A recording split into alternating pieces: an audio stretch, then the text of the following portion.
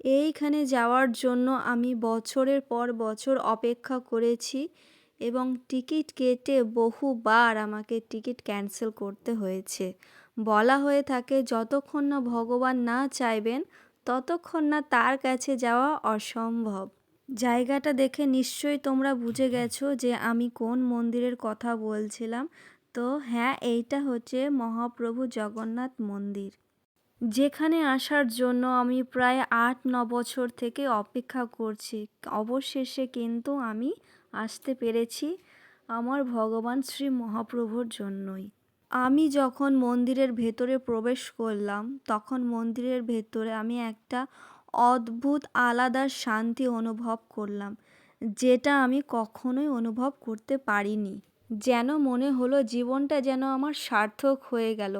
আর একটা কথা তোমাদের সাথে আমি শেয়ার করি। আমরা যখন মন্দিরের ভেতরে প্রবেশ করলাম তখন একটা আলাদা রকমের মিষ্টি একটা হাওয়া দিচ্ছিল। সেই হাওয়াটা যখন আমাদের গায়ের মধ্যে যখন লাগছিল, তখন একটা আলাদা রকমেরই অনুভব, মানে তোমাদের আমি ভিডিওতে বলে বোঝাতে পারছি না। মানে কি বলবো, যে মনে হচ্ছিল যে হ্যাঁ, ভগবান সত্যি সত্যি ওইখানেই আছেন। এমনিতেও পুরী মন্দিরের অনেক অলৌকিক ঘটনা আছে, যেগুলো আমরা জলজ্যান্ত প্রমাণ।